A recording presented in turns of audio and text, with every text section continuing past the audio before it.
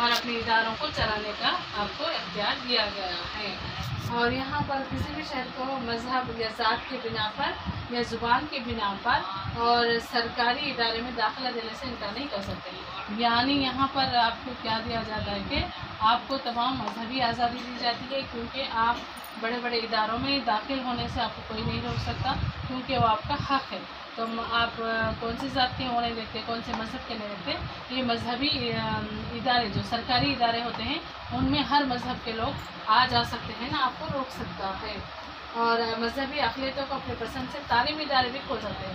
یہاں پر جیسے اپنے اپنے مذہب کے اداروں کو لوگ کیا کرتے ہیں، تعلیمی ادارے یعنی اپنے مذہب کے تعلیم دے سکتے ہیں یا پھر ادارے بھی کھول سکتے ہیں، اور ان کے انتظام کا حق دیا گیا ہے، اور تعلیمی ادارے کے خلاف فرق نہیں کرنا چاہیے، یہاں پر بتایا گیا۔ اب اس کے بعد تعلیمی حقوق یہاں پر دیا آپ کو۔ تعلیمی حقوق میں دیکھیے ہندوستانی و شہریوں کو اپنی زبان اور مذہب اور رسم الخط ثقافت کا تحفظ حق فراہم کرتی ہے، اور اس تحت آپ مذہب، ذات، نسل، زبان کسی بھی سرکاری یا نیم سرکاری یعنی پرائیویٹ یا گورنمنٹ اسکولس میں بھی آپ داخلہ لے سکتے ہیں، اور اس کے یعنی یہاں پر آپ کو یہاں نہ مذہب دیکھا جاتا ہے، نہ رنگ و نسل دیکھا جاتا ہے، بلکہ آپ کو تعلیم کرنے کا حق حاصل ہے۔ اگر آپ کو کوئی روک دیتا ہے تو آپ اس کے خلاف کارروائی کر سکتے ہیں۔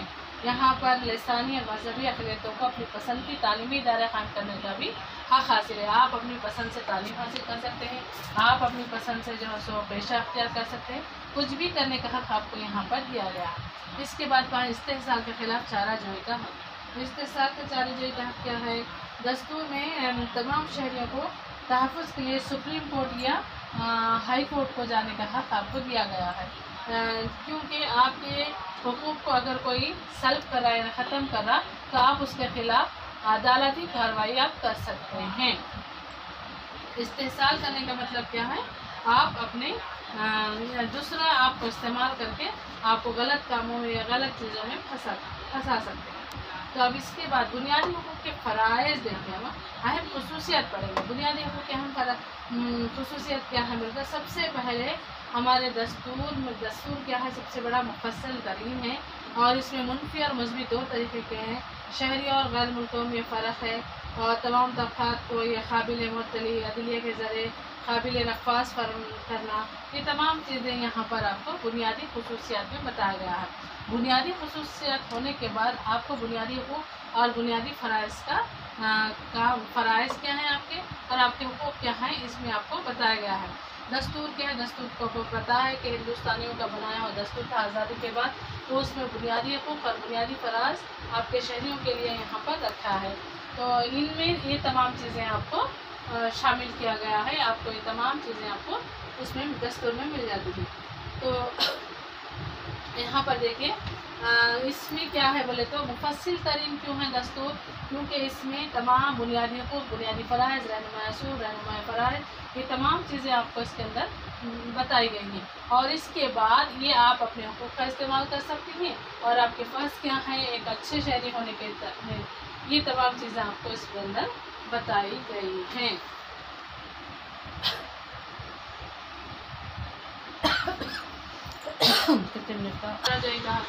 دستوری چارہ جوئی کا کیا ہے؟ دستور میں تمام شہریوں کو جیسے بتایا ہائی کورٹ یا سپریم کورٹ میں آپ کو جانے کا حق دیا گیا ہے۔ ان دفعات کے تحت 32 یا 35 کے تحت آپ سپریم کورٹ یا ہائی کورٹ میں جا سکتے ہیں، اور ان کی حقوق کے نفاذ کے لیے کیا کرتے ہیں؟ عدالتی نظر ثانی یعنی دوبارہ نظر ثانی کا اختیار بھی دیا گیا ہے، جس کے تحت عدالتیں کیا ہے تشکیل کردہ قوانین عاملہ کی جاری کردہ احکامات عاملہ اور مختلف احکامات جیسے رٹس ہے، حکم رائے ہے، حکم ممانعت ہے، یہ تمام چیزیں آپ کو اس میں بتائی گئی ہیں۔ تو ابتدائی دستور میں بنیادی حقوق کے فہرست میں جائیداد بھی تھا، لیکن جائیداد کو نکال دیا گیا بعد میں، جو یہ قانونی حق ہے، البتہ جموں کشمیر میں ایک بنیادی حق کی حیثیت رکھتا ہے۔ تو ابھی اب وہ جو چیزیں ہیں نا جموں کشمیر میں کوئی بھی جائیداد نہیں کر سکتا، اب وہ اس کو ختم کر دیا گیا ہے، تو آپ اس کا استعمال کر سکتے ہیں۔ بنیادی اہم سے خصوصیات ابھی پڑھیں ہم کہ بنیادی حقوق کی خصوصیات کیا ہے۔ बुनियादी हकूक़ तो ये हैं, लेकिन उसकी खसूसियात क्या है? खसूसियात क्या है बोले तो अभी हम पढ़ेंगे बुनियादी हकूक़ की खसूसियात। खसूसियात में सबसे पहले तो ये हिंदुस्तान का दस्तूर सबसे अहम तरीन और काबिल फ़ख्र बाब है। इससे किसी भी कानूनी हुकूमत में ऐसा कोई बाब शामिल नहीं। ये पहले तो बरतानी हुकूमत का बनाया हुआ था और बाद में इसको आज़ादी के बाद क्या करे, कई दस्तूरों का मुताला करके हमारे लिए एक नया दस्तूर बनाए। उन दस्तूर में तमाम लोगों के हुकूक़ फ़राइज़, तमाम लोगों का मिलत लिहाज रखते हुए तमाम चीज़ें इसमें बनाएं। तो दस्तूर में सबसे पहले दसातीर की सफ़े अव्वल में शामिल हो गया और इसमें बुनियादी हकूक़ सबसे अहम खसूसियात इसके अंदर। इसकी खसूसियात क्या है? वो तो दस्तूर की बुनियादी हकूक़ है और उनमें जब सही क्या है, सबसे पहले मुफस्सल तरीन है और ये 6 सुर्खियों के तहत मुख्तलिफ हकूक़ जैसे हक़ मसावत, हक़ आज़ादी, तालीम और सक़ाफ़ती तमाम चीज़ें इसके अंदर आ जाती हैं। ये तमाम चीज़ें इसको अलग खसूसियात का दर्जा देती हैं। और मुनफ़ी और मुस्बित क्या है बोले तो बाज़ मुस्बित नोयत के हैं या मुनफ़ी नोयत के हैं। तो ये अलग अलग जैसे महदूद करने का फ़र्ज़ अंजाम दिया गया, काम जो है अलग अलग बाज़ चीज़ों पर जैसे छूत छात है और खतबात है, बहुत सारी चीज़ों पर भी पाबंदी आयद कर दी है। जो मुस्बित हुकूक़ है जैसे आज़ादी है, हक़ मसावत है, ये मुस्बित है जो शहरियों के लिए खासकर बहुत सारे जो हिंदुस्तानी हैं उनके लिए बहुत ज़्यादा अहमियत रखती हैं। हक़ आज़ादी, मजहबी आज़ादी, हक़ मसावत और तालीम, ये तमाम चीज़ें जो है सो हिंदुस्तान के हर शहरी के लिए बहुत मायने रखती हैं। अगर ये तमाम चीज़ें आपसे छिन गई तो आप एक बेजान इंसान बनकर रह जाएंगे। अगर आपको तमाम हक़ से महरूम कर दिया गया, आपका आज़ादी का हक़ छिन गया, आपकी मजहबी आज़ादी छिन गई, आपकी तालीमी हुकूक छिन गया, तो आप कुछ नहीं कर सकते। तो दस्तूर में सबसे अहम इम्पॉर्टेंट चीज़ें ये 4 चीज़ें हैं। ये 4 चीज़ों से ही आपकी नशोनुमा होती है और बेहतर ज़िंदगी और बेहतर नशोनुमा के लिए 4 चीज़ें बहुत ज़्यादा ज़रूरी हैं। अब इसके बाद देखिए शहरियों और गैर मुल्कियों में फ़र्क क्या है। शहरियों और गैर मुल्कियों में फ़र्क क्या है बोले तो चंद हुकूक़ क्या है, मसलन मजहबी अक्सर हुकूक़ सिर्फ शहरियों को हासिल हैं, जैसे आम किस्म के हुकूक़ है, मजहबी, हक़ ज़िंदगी वगैरह। लेकिन गैर मुल्की जो दूसरे मुल्क से आते हैं ना, तो उनके लिए तमाम चीज़ें नहीं हैं। वो लोग हमारे हिंदुस्तान के कानून को मानते हुए वो लोग काम करना पड़ता है। तो इसके लिए उनके लिए तमाम एकसानी है। जहाँ हिंदुस्तान के शहरी हैं, ये हिंदुस्तान के शहरियों के लिए बहुत ज़्यादा मायने रखती है। इसके बाद देखिए तहदीदात के ताबा। तहदीदात क्या है यहाँ पर, जैसे मसलन मजहबी आज़ादी का हक़, अखलाक़ आमा, सेहत आमा, ये इसके बग़ैर बिना इस्तेमाल किया जाना चाहिए। यानी आप अपनी आज़ादी का किस तरह इस्तेमाल करते हैं और अपनी मजहबी आज़ादी का किस तरह, यानी दूसरे मज़हब को ठेस पहुँचाए बगैर आपकी अपनी मजहबी आज़ादी को बरकरार रखना। हक़ आज़ादी यानी आज़ादी आपको दी गई है लेकिन चंद आप पर पाबंदियाँ भी आयद हैं। आपकी आज़ादी का जो सो गलत इस्तेमाल आप नहीं कर सकते, इसके लिए भी कुछ पाबंदियाँ आयद कर दी गई हैं। अब इसके बाद चंद मजहब और मिल्लत के बावजूद भी दीगर क़वानीन की पाबंदी आपको करना पड़ेगा। हिंदुस्तान में रहते हैं तो इसका इस्तेमाल करते हुए उसकी पाबंदियाँ भी बहुत ज़्यादा ज़रूरी हैं। मुस्लिम अफ़वाज, शराब रसानी, इदारों पर बुनियादी हुकूक़ का नफाज़, पार्लियामेंट के बनाए हुए कानून की ताबा होगा। अब इसके बाद है अदलिया के ज़रिए काबिल नफाज़। बुनियादी हुकूक़ आम हालात में अदलिया के ज़रिए काबिल नफाज़ हैं। इन हुकूक़ के नफाज़ के लिए हिदायत पर रट से, जैसे हम इससे पहले पढ़े, रट से रट ताक़ीदी, रट इम्तना, ये तमाम आपको दूसरे लेसन में आपको तमाम चीज़ें मिल जाएगी और ये तमाम चीज़ें आपको शामिल है। कानून के ज़रिए आते हैं तो हम जब अदलिया का पढ़ेंगे तो ये आपको समझा देंगे।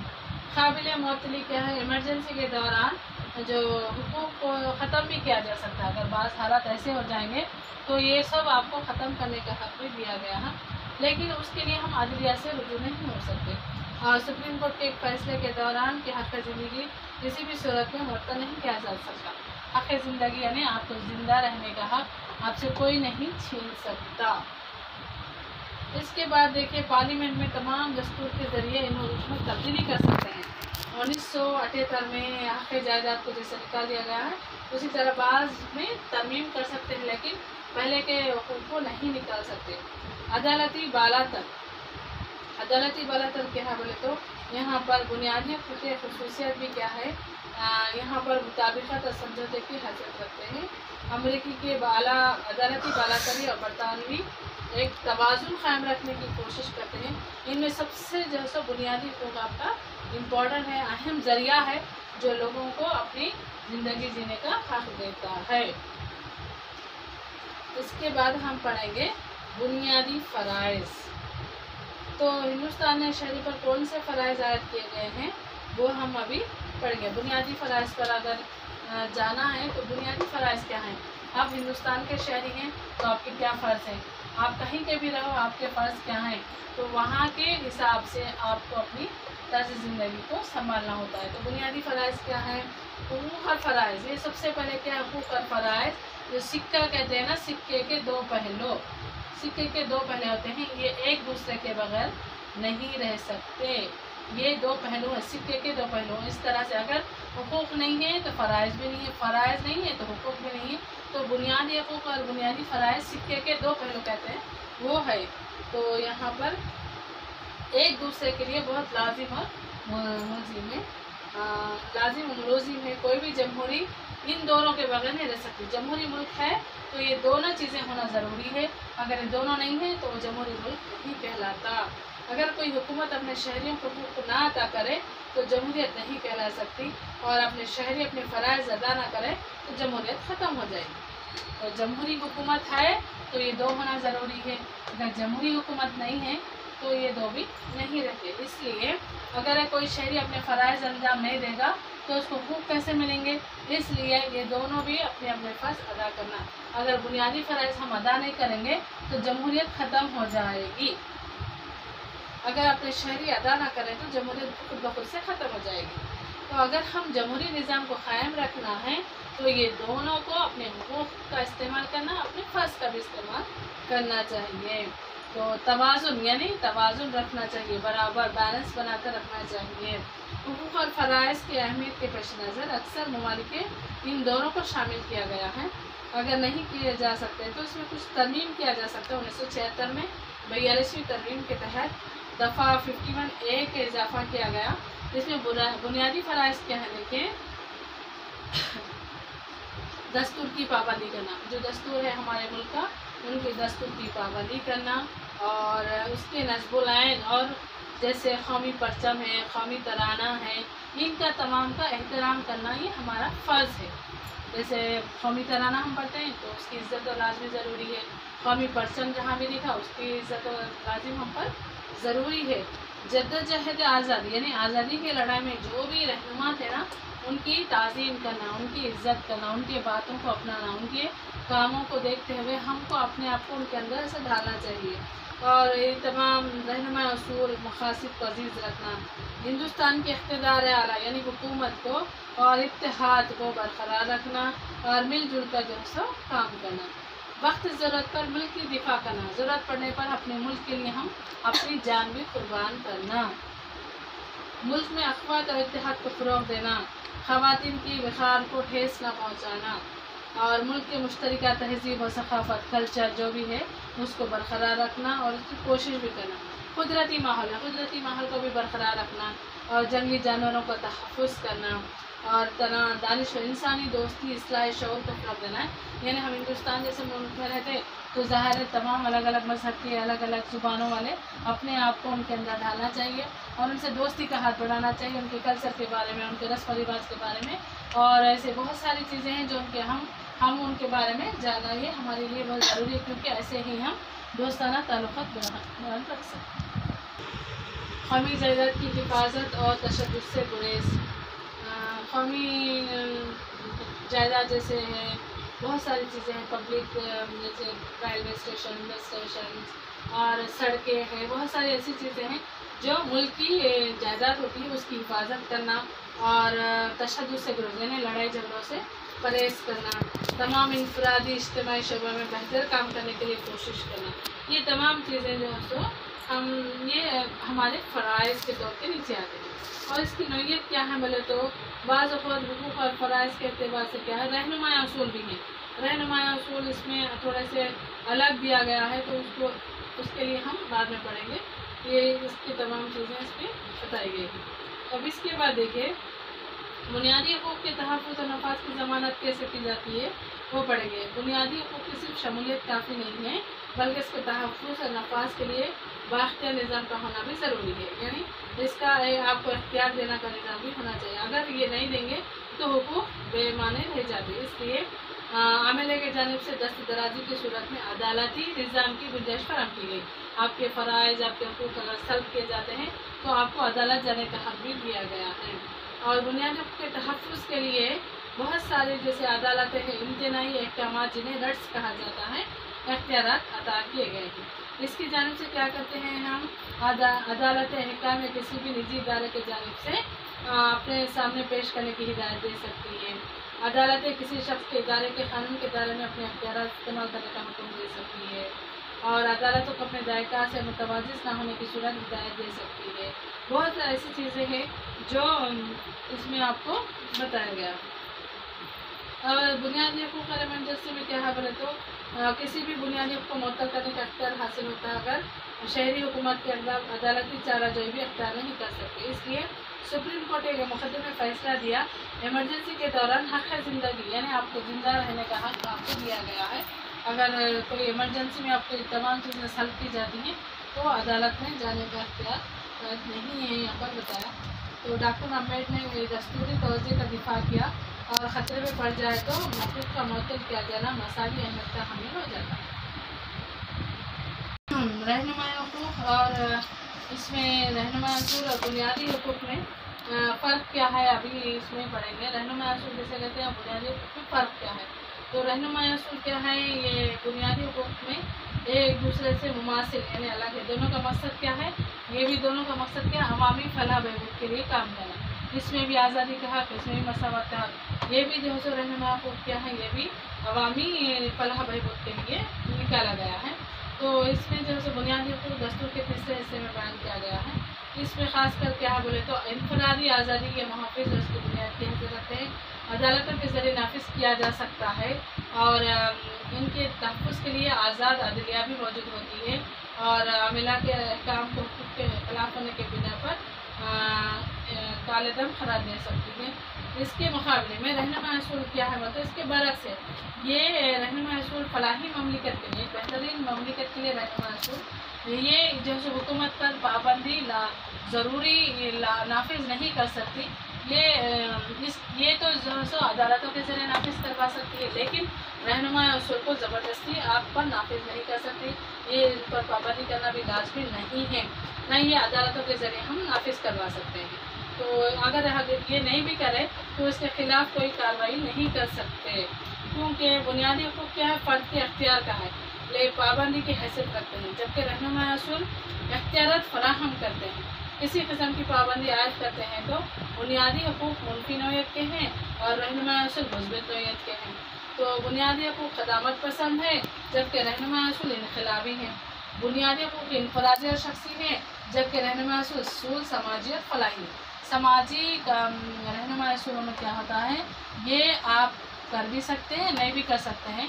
हुकूमत आपका ज़बरदस्ती नहीं कर सकती कि ये काम करो या ना करो, इस तरह की आप पर ज़ोर ज़बरदस्ती नहीं कर सकते।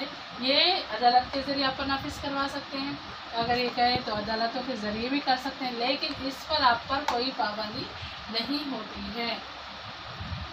इसके बाद इसमें समाजी और फलाही कामें बहुत ज़्यादा होती हैं रहनुमाई असूल में और दस्तूरी, लेकिन इनके नफाज के लिए अलहदा क़ानून साजी की ज़रूरत होती है। तो ये इनफरादी आज़ादी और जो सियासी जमहूरियत का तहफ़्फ़ुज़ है। रहनुमाई असूल समाजी फलाह और माशी जमहूरियत का नज़र रखते हैं और रहनुमाई असूल को बुनियादी हक़ पर मौक़ियत दी गई है और दोनों में बुनियादी हक़ को तरजीह हासिल होगी।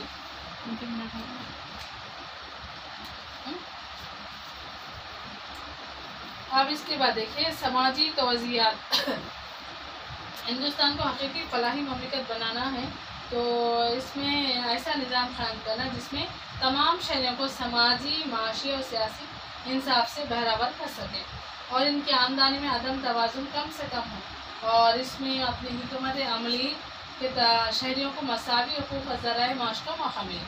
तो यहाँ पर रियासती पॉलिसी के हिसाब से अगर हम इन हिदायतों पर असूल करेंगे तो तमाम शहरियों को ऐसे काम देना चाहिए, ज़राए माश जो अपनी ज़िंदगी को ज़्यादा से ज़्यादा मौका मिले। तो इसमें दौलत ना होने पर ऐसे औरत और मर्द जैसे मजदूरी करते हैं, औरत को उजरत अलग मिलती है, मर्द को अलग उजरत मिलती है। तो यहाँ पर दोनों को बराबर करने के लिए मसावी उजरत देना वो ज़रूरी है। किसी को बिलखुसूस बच्चों को ख़तरनाक पेशा अख्तियार करने पर मजबूर ना करना, नौजवानों का इस्तेमाल ना करना, सबको कानूनी इंसाफ मिलना और ज़ईफ़ों माज़ूरों ये रहनुमाई रियासती पॉलिसी के तहत आते। जैसे हमारे तेलंगाना में देखिए अभी बहुत सारे ऐसे रहनुमाई उसूल यानी पॉलिसीज़ निकाले हैं जिससे हैंडीकैप्स लोगों को, बीडी वर्कर्स को, मजदूरों को, बेवा औरतों को बहुत सारी चीज़ें ये रियासती पॉलिसी के तहत ही है। ये रियासत पर डिपेंड रहता है कि वो फलाही ममलिकत बेहतरीन ममलिकत बनाने के लिए अपने अपने जो है सो पॉलिसीज़ निकालती है और कई स्कीम्स निकालती है। जैसे बीमार रहते हैं उनके लिए हेल्थ जैसे सेहत के लिए बहुत सारे प्रॉब्लम्स हो सकते हैं, तो अस्पतालों में उनके लिए बहुत सारे क्या बोलते दवाइयों का इंतज़ाम, बहुत सारी चीज़ों का इंतज़ाम वो करती है। माजूर हैंडीकैप से हाथ पैर नहीं है ऐसे लोगों के लिए भी बहुत सारे रोज़गार वो फराहम करती है। ज़ईफ़ जो हैं जो कमा नहीं सकते उनके लिए अलग से बेरोज़गारों को वज़ाइफ अता करने की हिदायत देती है। नेज़ हामिला की इमदाद उनके क़वानीन की तर्ज़े करने, मज़दूरों के लिए काबिल गुज़ारा उजरत, मियार ज़िंदगी को बेहतर बनाने के लिए रियासती पॉलिसी यानी हिदायती उसूल के लिए वो लोग यानी रहनुमा उसूल क्या है, समाजी और फलाही ममलिकत बेहतर बनाने के लिए ये लोग क्या कहते हैं नए नए जो है सो पॉलिसीज़ निकालते हैं। उन पॉलिसी की वजह क्या है तो एक बेहतरीन ममलिकत, एक बेहतरीन रियासत बनाने की कोशिश होती है। उन कोशिशों में अवाम उनका साथ देती है, तो क़वानीन वज़े करने पर जोर देती है। गांधी तौज़ियात क्या है देखेंगे। तौज़ियात में क्या है, घरेलू सनतों जबकि कमज़ोर तबक़ात की फलाह के लिए तहफ़्फ़ुज़ फराहम करने की हिदायत देती है और नशावर चीज़ें पर पाबंदी लगाना, हैवानात और जंगलात के तहफ़्फ़ुज़ की ज़िम्मेदारी, ये तमाम चीज़ें जो है दफ़े 34 था 46 49 के तहत आती हैं। ये बेहतरीन रियासत ममलिकत के लिए ये ज़रूरी है।